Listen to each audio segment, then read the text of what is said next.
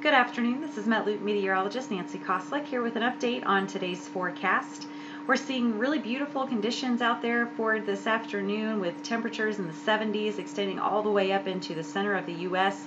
We're seeing the 60s, slightly cooler, back down along the Gulf Coast and into the southeast, as well as back through the state of Texas and into the southwest. We're seeing those very mild conditions for this afternoon. Now, besides the pleasant temperatures, we're also seeing some clear sunny skies out there, especially for the center and southeastern portions of the states. We are, however, continuing to see some very cloudy and somewhat snowy conditions up into the northeast, and that's thanks to the presence of an upper level low right up into Canada and that northwesterly flow that's continuing around this. This is helping to still kick up some of those snow showers. Not a ton of accumulation is expected, but we'll still see the possibility of some shower activity for the next day or so.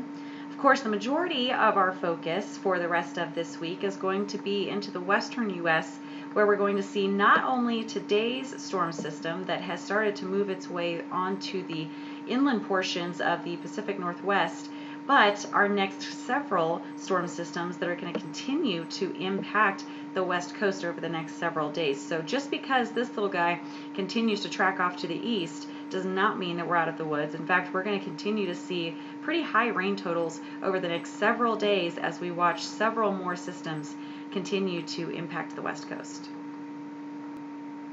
As we continue to watch the parade of storm systems coming off the Pacific Ocean and impacting the west coast, this is what we're expecting as far as rainfall totals, and this is just for the next 24 hours. So notice California really going to receive the brunt of this next storm system as it makes its way through the area. We could see several inches, especially along the coastline, heading into the next 24 hours. Now, as far as the next 3 days goes, we are going to extend that rainfall out a bit, extending from the Pacific Northwest all the way down through California, even back east into portions of Arizona as well. Could see a couple of inches there. But for the most part, that bullseye remains over California for the next several days.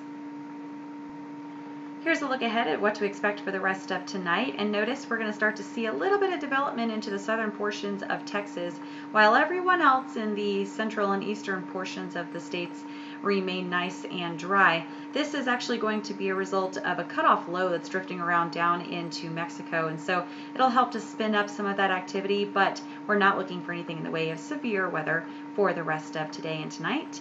Otherwise, we're going to continue paying close attention to everything that's happening in the western U.S. That low that's causing all of this mess as of right now, we'll continue tracking on through, and eventually we'll start to see a little bit of relief up into the Pacific Northwest. But our next storm system that's actually going to be impacting a little further south is really going to start to feed in that moisture for central and southern California overnight tonight and continuing into tomorrow. So again, that bullseye of rainfall down along the coastline of southern California over the next 24 hours or so could see several inches of rain. So please keep that in mind if you live in this area of the country.